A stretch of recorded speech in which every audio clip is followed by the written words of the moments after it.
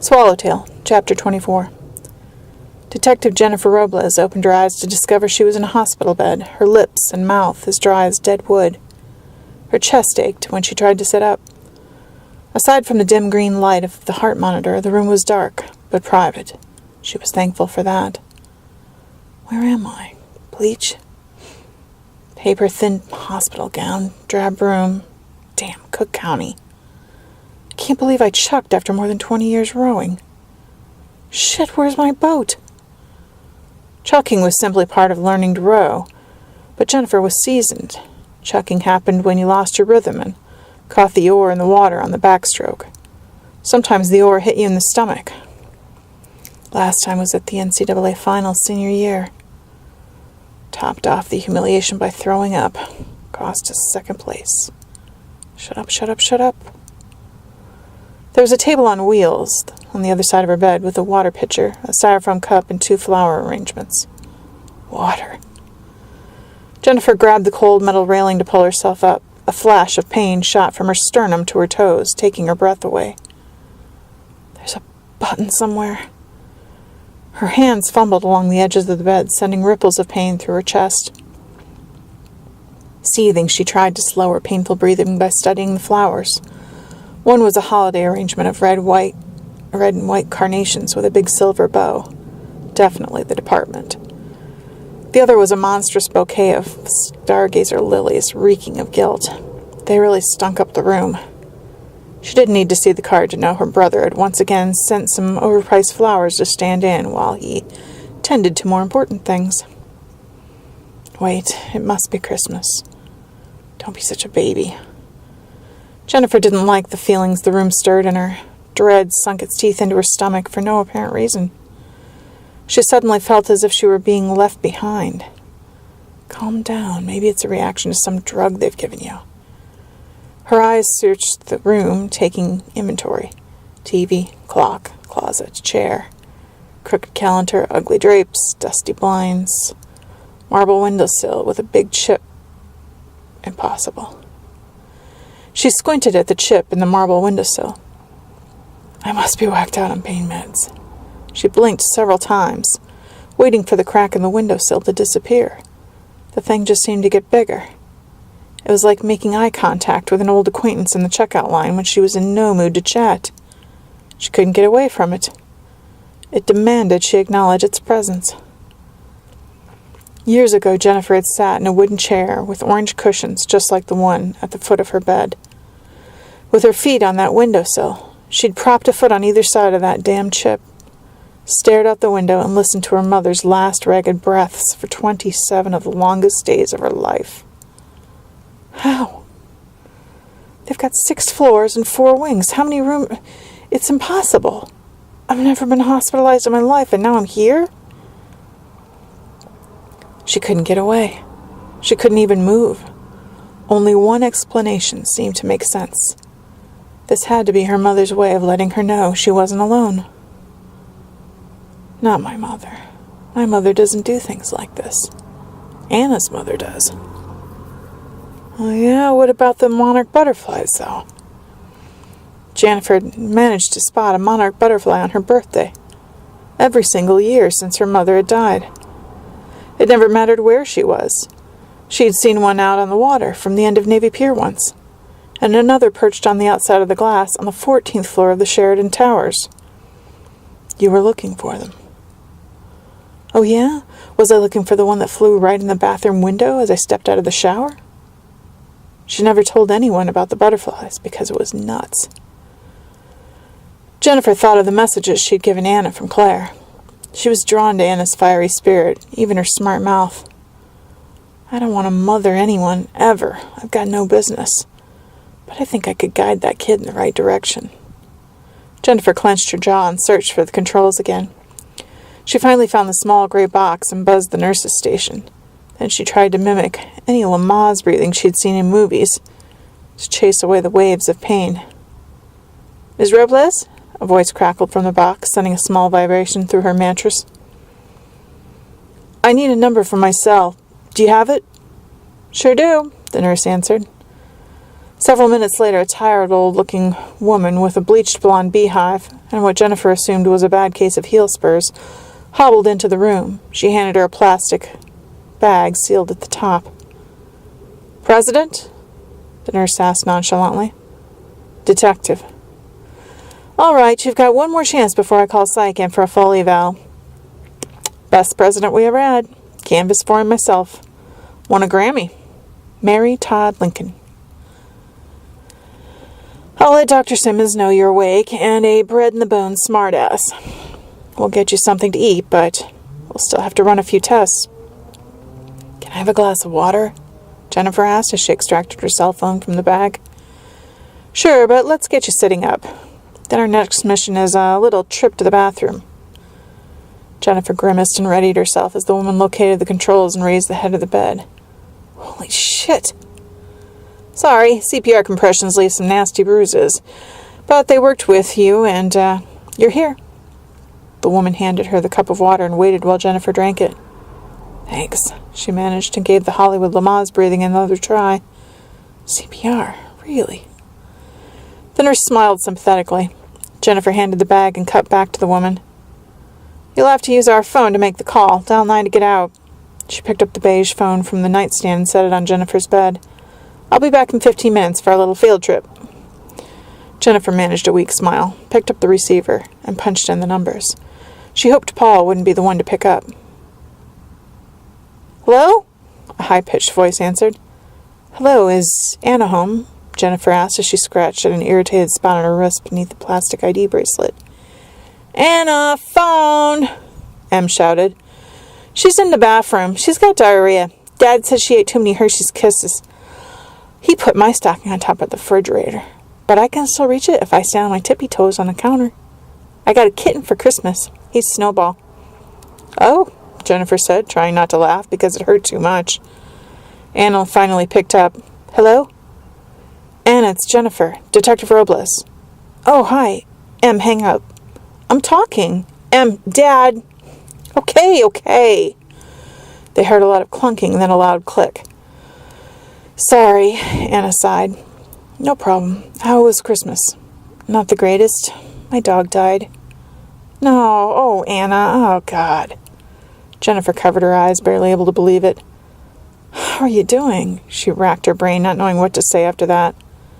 "I'm okay. She was pretty old. She ate some tinsel and got really sick. We were actually at the animal hospital on Christmas Eve," Anna said with a small, humorless laugh. "That sucks. Then Em got a kitten from some friends of ours. He's okay, but I miss Shadow. Always thought I should get a dog. Just never got around to it." "Anna?" "Yeah." "You still like horses?" Jennifer asked hopefully. "Yeah, sure. Well, that friend of mine that owns the stable in Old Town, you know the carriage drivers you see sometimes over by the old water tower? Yeah, we wanted a carriage ride for Em's birthday last year. The drivers are so goth with their black capes and top hats. What would you say if I could get you a job working in the stables?" Jennifer asked and held her breath. "Really?" "Really," Jennifer exhaled and slowly relaxed into her pillows, wincing. "It's not a glamorous job, not as glamorous as it sounds. You'd be shoveling horse shit and lugging big buckets of feed and water. It's hard work. They'll pay you under the table until you're 16. After you've put in some time, they'll show you the ropes. In a year, you could probably be a weekend driver." "Oh my God, that would be so cool. You really think you can get me the job?" "I'm 99% sure. He owes me. I caught some kids trying to break in one night. I'll pick you up at your place Monday around noon, and we'll drive over there. Make sure make sure it's okay with your dad. And wear some old clothes and shoes you don't mind ruining. You might have to start right in." "Yeah, okay. Oh my God, I can't believe this. Cream is going to freak when I tell him." Jennifer took a deep, painful breath. "Sorry, Anna. That's the trade-off. Trust me, that guy's trouble. He's had some scrapes already. I checked. We've talked about this. You know you can do better." "You can't do that. You can't tell me who I can hang out with." "What kind of scrapes?" Jennifer twisted the phone cord around her finger for a second and went out on another limb. "What's your dad think of him?" "See him Monday," Anna grumbled. See you Monday. Jennifer smiled and set the phone back in its cradle. It was the first conversation they'd had with no mention of Claire. She couldn't decide if that was good or bad. It was going to be hard to leave this case behind when she resigned. Shit. I guess I've made up my mind. I'm quitting. It bothered her that she couldn't remember when she'd made the decision, but it didn't feel like she'd made it alone. Jennifer's head ached and her throat hurt. She wished she'd asked for some ibuprofen. She was about to call the nurse again when a knock startled her. The door opened and her chief walked in, smiling and shaking his head. Now that she was setting up, Jennifer noted the number on the door. 233. Unbelievable. It really is the same room. When you said you had to give up rowing every winter and swim instead, I assumed you meant in the pool, not the Chicago River. Want to talk? He took a seat in the orange chair at the foot of her bed and pulled off his stocking cap and coat. He was wearing a sweatshirt and jeans. He'd come down to see her on his own time. Sure, why not? Jennifer answered with her usual bravado. Before I start in with the ass chewing, I've got some bad news. Your psychic died. Jennifer closed her eyes and clenched her fists. Medium. She was a medium. This is the crappiest Christmas I've had in a long time. I know, I would have waited a couple days to tell you, but she left instructions for you to take her dog. Yeah, right, Jennifer said, opening her eyes. No joke, Robles. Dad? Anna followed a loud clanking sound into the bathroom and crouched down on the rug in front of the sink. What are you doing? Sticking out of the cupboard beneath the sink were her father's jean-clad legs and bare feet. Getting your mom's ring out? It might still be down in this gooseneck. Almost got it loose. Anna heard a grunt. The wrench clanked against the pipe again. Why are you doing this now? Aren't you going to get ready? No answer.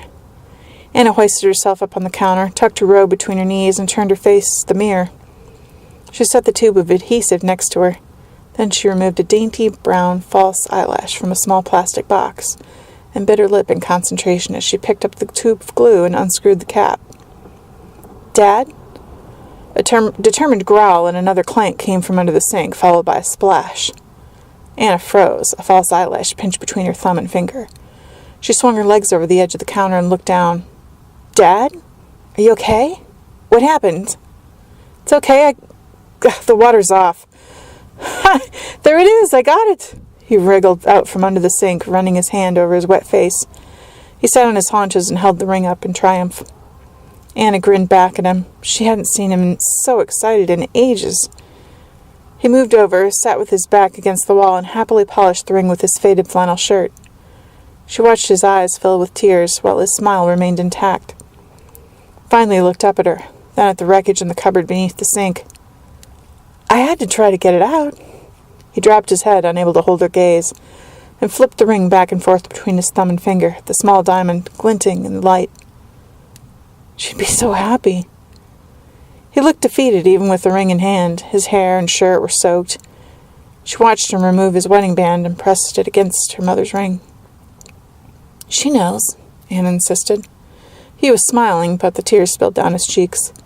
Anna quickly turned back to this mirror and squeezed some glue across the band at the base of the false eyelash. The bathroom remained silent as she applied her new lashes and a little mascara. Finally she uttered a, "Huh, there," and turned back to face him. What do you think? She asked, batting them. I think you're beautiful no matter what, and I love you very much. She gave him a half smile. I love you too, Dad. Funeral's at 1. Are you going to get ready? Em's already got her dress and tights on. She's just looking for her shoes. Yeah, I'd better jump in the shower. Damn, we can't run the water until I get this fixed, Paul sighed. Your mom would have told me to call a plumber and which suit to wear. Care to take a crack at that? I like the gray one. She did too, but Grandpa would have loved it if you'd show up like this, she said, hopping down off the counter.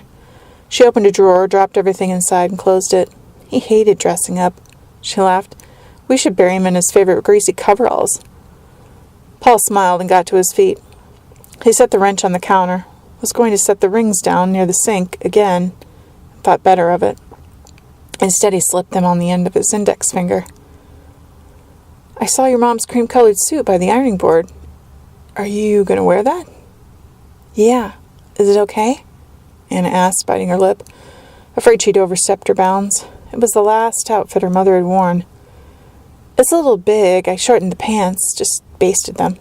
I can take the stitches out in a few seconds. No, it's better than okay. It's fantastic. But you're right. I'll never get away with jeans and a flannel now. Not with you two all dressed to the nines.